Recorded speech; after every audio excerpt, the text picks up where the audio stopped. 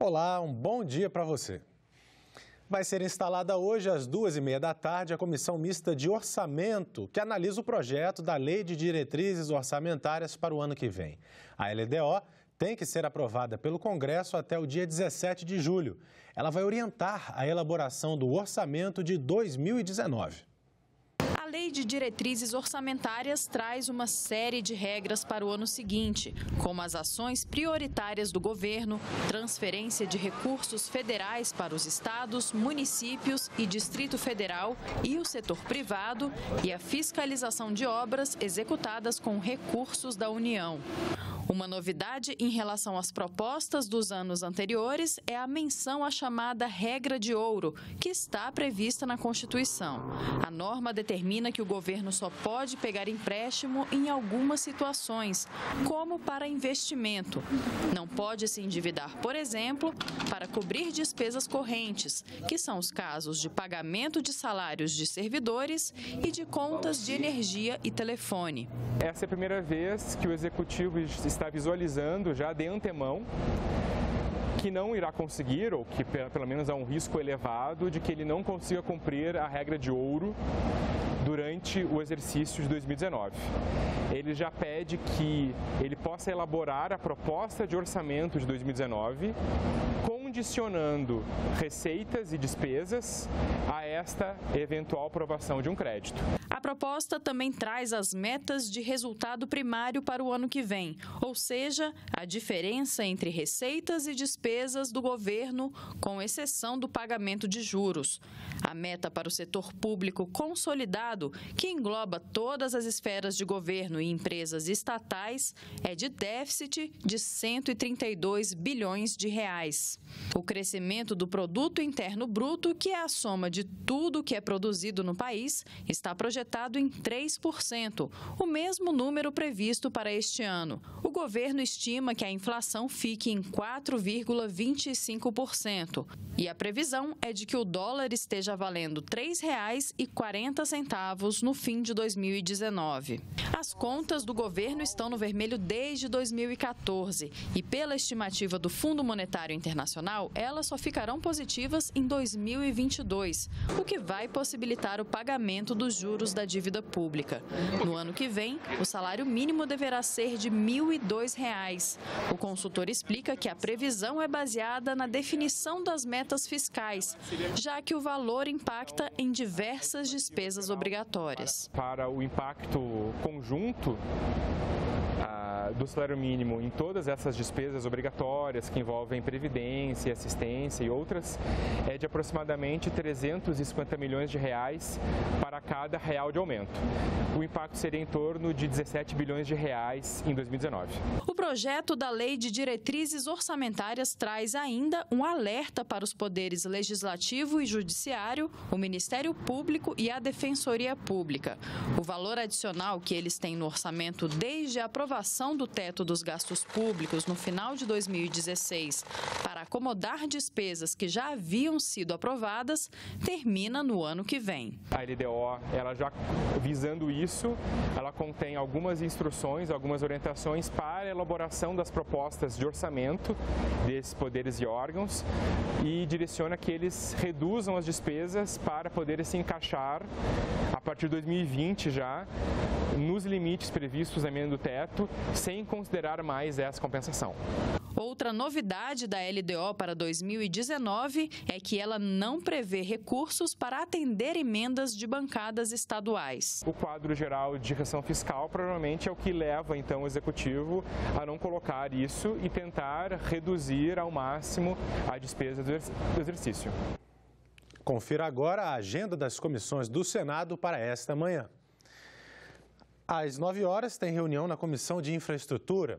Os senadores vão sabatinar Weber Silone, indicado para diretor da Agência Nacional de Transportes Terrestres, a ANTT.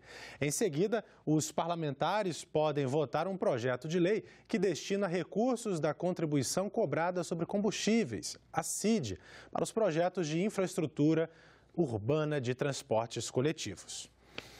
Às 10 horas, na Comissão de Assuntos Econômicos, está na pauta projeto que estabelece regras de proteção de dados pessoais. Às 11 horas, audiência interativa na Comissão de Agricultura e Reforma Agrária para debater mudança na classificação do mel e a cadeia produtiva da apicultura. E às 11h30, na Comissão de Educação, pode ser analisado o projeto que torna obrigatória para os professores a capacitação em primeiros socorros. Já na Comissão de Meio Ambiente, um projeto para incentivar a aquaponia, uma técnica que integra a criação de peixes e a agricultura. A Comissão de Relações Exteriores e Defesa Nacional promoveu nesta segunda-feira uma audiência pública para debater os conflitos entre Israel e Palestina. Especialistas debateram a complexidade da questão e o prazo para a resolução dos conflitos. Veja agora na matéria de Soraya Mendanha. O conflito entre Israel e Palestina é antigo, mas nunca saiu do centro do debate político e diplomático. O motivo principal da discórdia entre palestinos e israelenses é o controle de território e a definição de fronteiras entre cada um. A maior parte da disputa se concentra na Cisjordânia e faixa de Gaza. Palestinos pedem para que esses territórios formem um Estado independente, mas eles continuam sob o domínio de Israel. Durante o debate na Comissão de Relações Exteriores, o jornalista e professor de Relações Internacionais, Fernando Brancoli, disse que, além da questão humanitária, o Brasil deve se preocupar com o conflito por questões econômicas. Vale a pena lembrar que imaginar que vai ocorrer necessariamente variações de preço do petróleo na medida em que a região fique mais estável. De novo, a primeira dimensão a ser pensada é sempre humana, a morte de pessoas e o bem-estar da população. Mas pensando num caráter de governo, é importante imaginar que estabilidade nesses espaços também vão provocar variações em commodities que são importantes para o Brasil. Brancoli também disse que o Brasil tem boa relação com os países da região e que, por isso, pode colaborar como mediador do conflito. Imaginando, o Brasil é um país próximo de Israel e da Palestina, inclusive mantendo embaixada nesses dois estados. Já para o professor de Relações Internacionais Gilberto Vicentini, o Brasil não deve ficar alheio ao tema. Nós somos o quinto país em população, em território, já tivemos em quinto no PIB, caímos, levantamos e tal. Como é que o Brasil pode ficar alheio a isso se ele tem uma enorme comunidade de árabes e de outros e de população judaica que vive no Brasil, pacificamente? E para ele, a questão ainda está longe de ter uma solução. Assim como Israel, vamos dizer assim, em muitas situações na diplomacia internacional, divergiu dos Estados Unidos, criou situações que os Estados Unidos tiveram que referendar. O presidente da comissão, senador Fernando Collor, lamentou a crise internacional, que, segundo ele, é marcada pela falta de prudência e de previsibilidade das grandes potências. É um mundo unipolar, é um mundo onde todos nós pertencemos a outras nações e países. Somos meros coadjuvantes. Resoluções das Nações Unidas, elas estão sendo baixadas para serem desrespeitadas e não para serem respeitadas.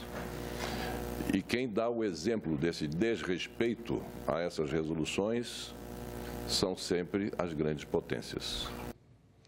Um projeto que está pronto para votação na Comissão de Assuntos Econômicos determina que os gastos em cartão de crédito no exterior sejam cobrados pelo dólar comercial em vez do dólar turismo.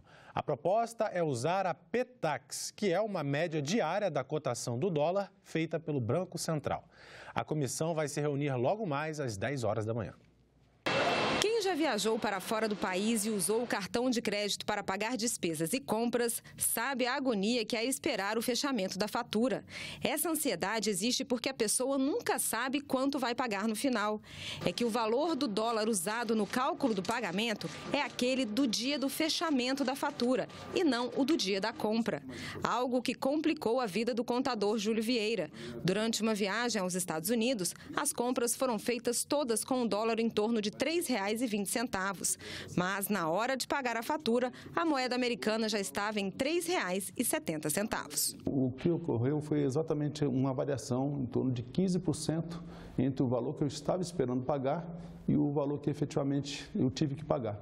O que aumenta ainda mais a fatura do cartão de crédito com gastos feitos no exterior é que geralmente as instituições financeiras utilizam como taxa de câmbio o dólar turismo, que é mais caro que o dólar comercial.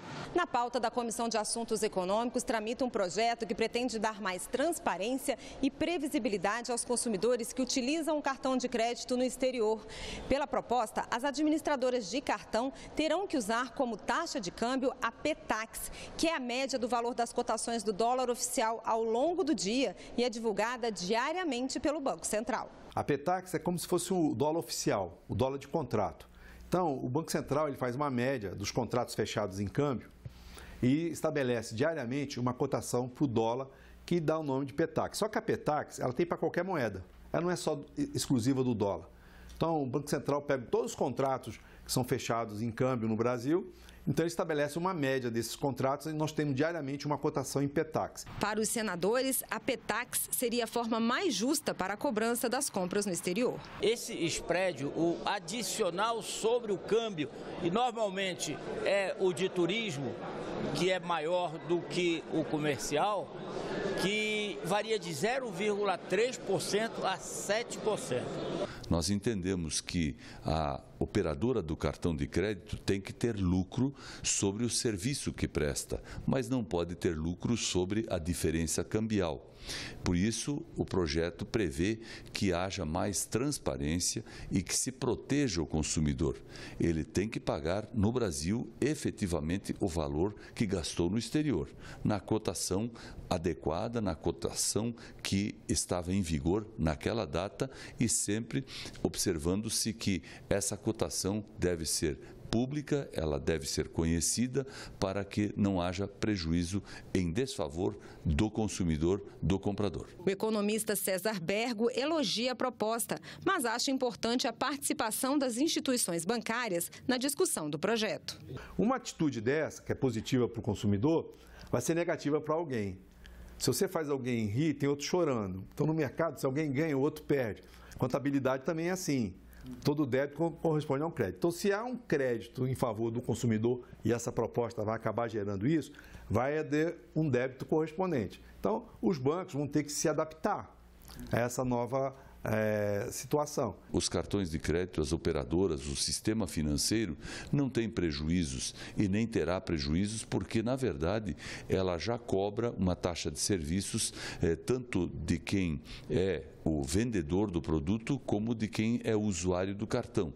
Então, não faz sentido que haja lucro sobre diferença cambial. A formação de cartéis como manobra econômica de empresas e o prejuízo que esses preços tabelados causam ao cidadão. Assuntos do Especial Cidadania, publicado hoje no Jornal do Senado. Mais informações com o jornalista Márcio Maturana. O preço da gasolina é liberado no Brasil, mas é muito comum você ver vários postos cobrando exatamente o mesmo preço. Isso pode ser indício de cartel, quando empresas concorrentes se unem para fixar preços, dividir mercados ou combinar previamente valores para participar de licitações públicas. O cartel, que causa prejuízo aos consumidores e à economia do país, é o tema do Especial Cidadania que o Jornal do Senado publica nesta terça-feira. Quem identifica quando está acontecendo o cartel e pune as empresas que fazem essa prática é o CAD, Conselho Administrativo de Defesa Econômica. A reportagem mostra que o Senado está votando um projeto de lei que pode ajudar o CAD a impedir o cartel, incentivando os brasileiros a entrar na justiça para solicitar reparação dos danos sofridos.